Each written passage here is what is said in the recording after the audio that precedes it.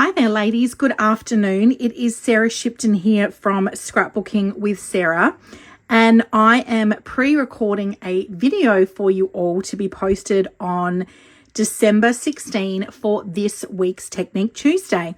Now, as I've mentioned in previous weeks' pre-recorded videos, these are going to be short, sharp, and shiny, as it takes quite some time to upload a pre-recorded video to Facebook to be scheduled. So I'm just going to run through some tips for this week's scrapbooking layout for you, and also share the technique that I have featured on this week's scrapbooking challenge. So for week 3, is it week 3 or week 2? 16th of December. Yes, it is week 3 and 16th of December. I'm trying to think of where we are going to be on December 16. It's like Austria. I'm pretty sure it's Salzburg. So I say hello to you from, fingers crossed, hopefully some snow in the Austrian Alps. Okay, so we are creating a double page scrapbooking layout on page 44 of the Reflections How to Program. If you don't have this pattern book, I will I have loaded yesterday, the pattern for you to duplicate for this week's scrapbooking challenge.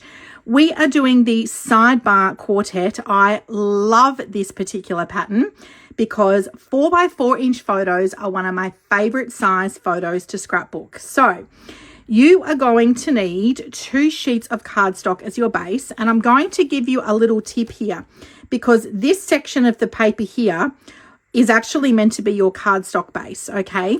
So if I was to make this section of my cardstock base or my designer series paper, if this was the section I was using, we would be covering all of this beautiful paper with these other photo collages and the other papers here. So a little tip for you, either use plain color cardstock, or if you want to use multiple pieces of designer series paper like I have done here, then my suggestion to you is to use white willow as your cardstock base, okay? So I've got 2 sheets of white willow as my cardstock base. Now the sidebar, you're going to cut this at 4 inches. So I've got 2 pieces of designer series paper that I've cut at 4 inches, which are going along the outside of my scrapbooking layout. This piece of cardstock in the middle here, I have used cherry cobbler, and you are going to cut that piece of cardstock at 8 by 8 inches. And I've used cherry cobbler, the original color. Oh, maybe it's the lighter side. Oh my gosh, I can't tell now. Well, it's cherry cobbler, okay? And I love that because it looks so cute. Look at this. It looks so cute with these little jellycat reindeer jellycats. Look at her eyelashes. She's so cute. So exciting. So exciting. These photos were actually taken last year on a trip to Sydney for Jai's birthday, and we went to this beautiful shopping centre. It's a Westfield, but oh my gosh, look at these Christmas decorations, girls. And we went to the Jellycat. Well, actually, it wasn't a Jellycat store, and I had no idea how much of a big deal these little plush toys were, but Jellycat London, and they stock them there, and these little reindeers were just so cute, so cute. So of course I had to take a photo of them and put them on my scrapbooking layout. So 8 by 8 inches of cardstock, and then that way you're going to be able to do a collage of 4 photos measuring 4 by 4 inches. You are also going to cut a 1/2 inch strip here, so 1/2 inches by 8, which you're going to mat right above your cardstock square. Now, if you are not using cardstock as your base and you want to fill this section here like I have done, you're going to cut that at 8 inches by 8.5, 9.5, 10.5, 11.5. You're going to cut this section at 8 inches by 3.5 inches. And then that's going to fill all of that section there of your scrapbooking layout. Who thought that we would be doing math, right? Oh my gosh. Okay, so that is all of the measurements for your scrapbooking layout. These 2 pieces will be flush against the outside. Then you're going to pop your square on, your 1/2-inch strip, and this strip of paper here if you want to fill that section in. As you can see, I've done here by using 2 different pieces of designer series paper.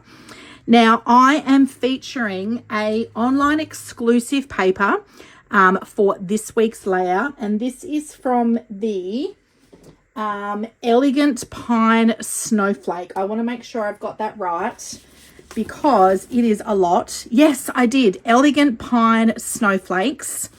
There is a sweet collection that was released in September as part of the online exclusive, but I just invested in the designer series paper pack, and you can see I've coordinated this up with cherry cobbler because that was one of the colors, and gold. Well, gold just goes with everything. I have used some stickers from my Keeping Traditions specialty designer series paper and sticker sheet. I've got a little sentiment here, making magic, and I have used some of my banners. Now, this punch I demonstrated at our Christmas crop, and I have also featured this in a previous Technique Tuesday, but this is a new online exclusive product. This was released at the beginning of November. It's the 3 banner punch, and you can actually punch out 3 banners at the same time. Now, obviously this was designed for card making, but I have been showing my customers, audience, and scrapbooking community how they can actually use this 3 banner punch on their scrapbooking layouts, and I have had lots of fun doing that. So I've just made a little embellishment cluster here, and I have also featured the gorgeous traditional sparkling sequins as well on my layout. Now, my featured technique for this week is creating a numbered journal box. So I've actually cut out my journal box here with my cherry cobbler cardstock. It doesn't like the handwriting. I have to really look at that. I didn't really think about that very well with this particular color, but the fine tip pen was a little tricky to read, I'm not going to lie. But the reason why I have done this particular technique, these are the textured notes dies, and this came out as an online exclusive quite some time ago. I want to say towards the beginning of this year, maybe even towards the end of last year. But as of today, when I'm pre-recording this video, these textured notes dies are actually still available in my online store. And the thing I love about these dies is that I can cut out any of these size dies, and voila, I have got a beautiful journal box with a little textured pattern that runs around the outside of the rectangle. And then you've got this thin strip bit here, which you could do, you could pop down the bottom of your layout and you could put your date on here, or even just some other type of journaling. It doesn't have to be the date, but every single pattern on the textured note dies is different, except for this large one here, and this one here is the same pattern. And then this second largest one and this one here is also the same pattern as well, okay? So you do have some similar patterns. 2 of them are the same patterns, okay? So this particular technique is, I have actually featured this in my scrapbooking before, but I also thought that this was a really clever way to use up some of your numbers that you are going to have left over from your Keeping Traditions scrapbooking workshop kit. And this technique featuring a numbered journal box works great if you've got photos from like different locations or different places or different times.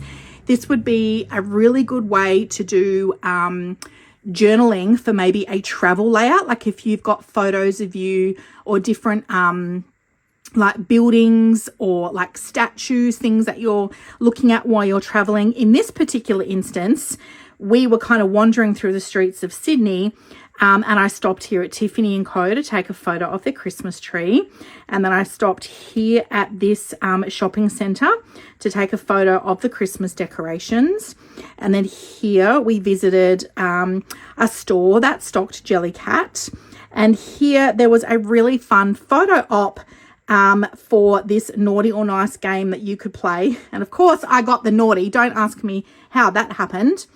But this particular technique, what you're doing with your journaling is you're also numbering your journaling 1, 2, 3, and 4. And then the journaling sentiment here matches the sticker on your layout for your journaling. So that is my technique for this week. I have also used some of the traditional sparkling sequins here and the 3 banner punch and then a sticker December.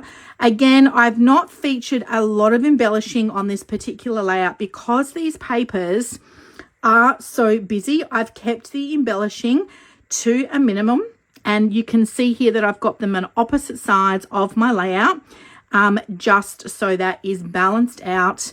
And I absolutely love these textured note dies for journal boxes.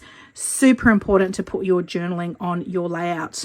So that is this week's technique for December, week 3. I can't wait to see what you ladies create in my absence. And just a quick reminder that I'm going to be drawing a winner for a $50 worth of Stampin' Rewards that I'm going to be gifting into your account when I return in the new year. So don't forget to pop your entries in. Have a great week, everyone, ladies, and I can't wait to see what you create. Bye for now.